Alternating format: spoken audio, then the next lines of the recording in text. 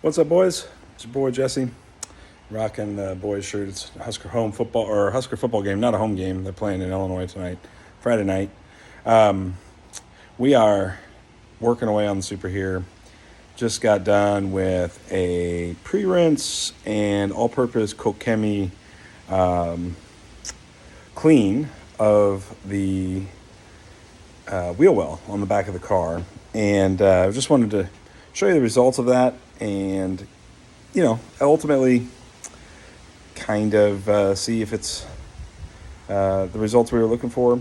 We've got one last step to do after this, and it has to completely dry out, and then I'll do an Adams undercarriage spray dressing, which will, I think, kind of dressing up the wheel wells a little bit, make it look a little nicer. I don't know how long that stuff lasts for, to be honest. I don't really know.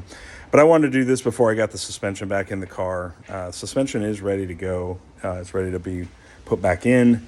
The only thing we have left on the brakes to do is pull the old lines. I wanted to clean these up because it makes it easier to disassemble these lines when I've got all the grease and grime and road dirt and all this stuff.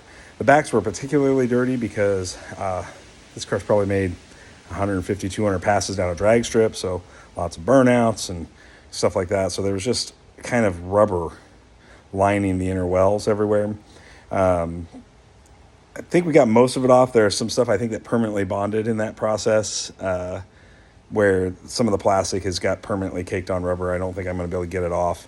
I scrubbed the you-know-what out of it. So let me know what y'all think in the comments below, and we'll go from there. But yeah, so Supra project, still more steps being done. I got to finish cleaning all of these wheels out, and then after I complete that process, I will start reinstalling things. I got some other goodies to show y'all soon, I promise. So as you can see, this is the area I was talking about. There's still some caked on rubber in there. You can see. I don't think we're going to get that off. I have scrubbed on it. I have treated it multiple times. I have really just tried to work it as much as I could on that plastic. But I think the rubber was so hot that I think it melted into the plastic. I might look and see eventually if I can find this part from a restoration perspective. But you can see here, like, obviously the metal pieces got fairly clean. Like, my brake line is super clean now. Like, I can see everything there. Obviously all of the nuts and bolts got really, really clean. Even my half shaft axle cleaned up. I mean, it kind of, in a way, it's kind of funny because it's showing the age of the half shaft here, but this is an original OEM half shaft, so this is a 30-year-old half shaft here. Definitely got some rust buildup on the exterior. Nothing to be worried about, but just something to be there. And then obviously same kind of thing here, right? Like, we clean this lower control arm up, and it's definitely got some rust corrosion on it as well. I had the upper control arms replaced by Toyota a year ago, and obviously those look fantastic still. They should. The car's only got about 500 miles since it's been done.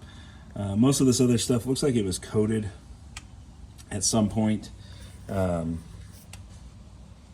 the brake vent, same kind of thing. You can see, like, a little bit right in here, like that is deformed, and I think that's probably from a piece of hot rubber, rock, something that came around and hit that plastic real hard.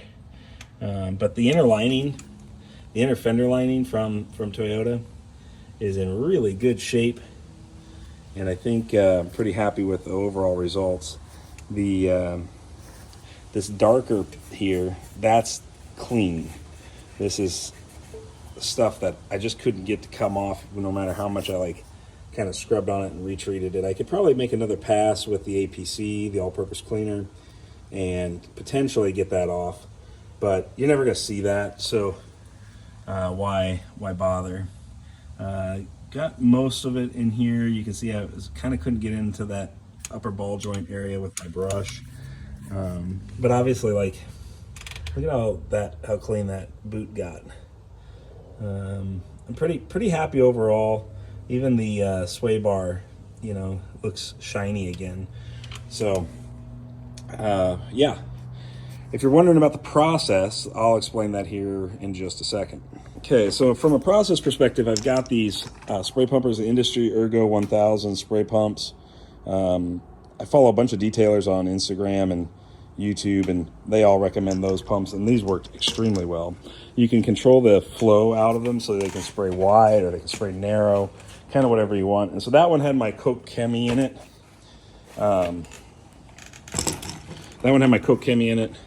This one had my O&R as about an ounce to 35, 1 to 35.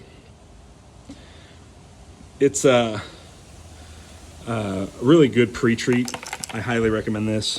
This is the brush I was using, just a standard kind of wheel tire brush. You know, you can get these on Amazon. They're nothing special. So I recommend that. Got my Karcher Cube pressure washer. I love this pressure washer. Really small, low profile pressure washer. Plenty of power for doing this kind of work. Obviously, I've got my Stubby. This is a Chemical Guys short handle gun. And then I've got the high pressure V sprayer on there. To show you the chemicals I'm using, just so in case you guys are interested. Sorry, my garage is still a mess. Basically, the Coke Chemi is the main all-purpose cleaner. It is Built Hambler. I'm sorry, it's Built Hambler Surfex HD. My bad. I got Coke Hambler, but that's for motor dressing. My bad. And then I've got this Adams undercarriage spray that once it's all dry, you spray this on, you treat it, and you let it sit, and it'll eventually finish the treat process. You don't wipe it down or do anything. The Optimum No Rinse is just Optimum No Rinse. You can search it out. But to show you what it looked like before we did all this, this gives you a good idea of how dirty this was. See all that caked on rubber? That's all from burnouts. From doing lots and lots and lots of burnouts. So you can see we made a pretty big difference. Obviously the upper control arms, not so much, but you can really see it on the nuts and bolts and just getting all that road grime and grease and stuff off of them. So you can see that on the brake lines as well here. So yeah, so we'll come back with another video soon, and you know, this is just an update on the Supra and its project. I will let you all know what's in store next after we get through all this stuff.